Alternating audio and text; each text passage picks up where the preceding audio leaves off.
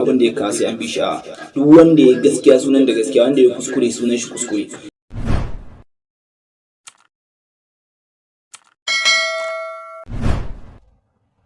Ko kun san wannan abin da aka shirya, ni dai a nawa vision din wallahi ba anan take ba, ake dannewa baudari kai ko ba anan take ba.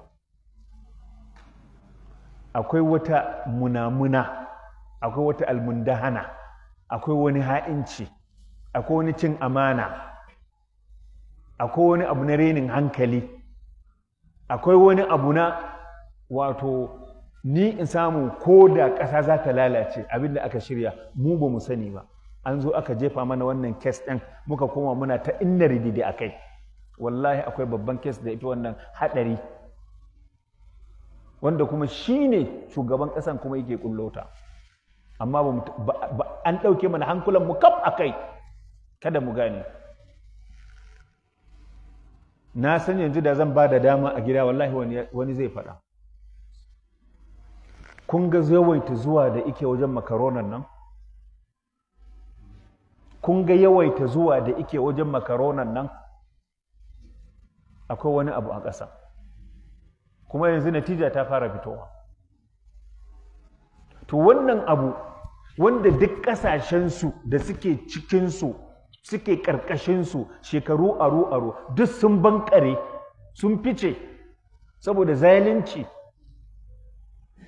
Duk sun fice, wanda a yanzu na karanta a rubuce, hujjata kenan, na karanta, na iya yiwa abin da aka rubuta daidai ne ko ba daidai ba. Mali, ƙasar Mali yanzu ita ce farkon ƙasa ta Afirka da take free from debt.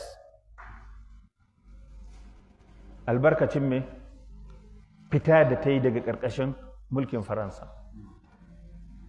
Yanzu ita ce ƙasar da ta biya bashin da ke kanta kaf, ba abin da ko sai sun kubo. Me rage? Sai ci gaba. Babu danniya, babu murɗiya, babu babakere, babu bankiya. Sannan yanzu Niger a wutar lantarki ta kusa kammala komai, ta fi ƙarfin kashi 70%. Ga sola, ga ƙarfin nefa wanda Morocco ta bata. A cikin ƙanƙanin lokaci suka haɗe, kuma suka haɗa, kuma ya haɗu, kuma ya hau sama.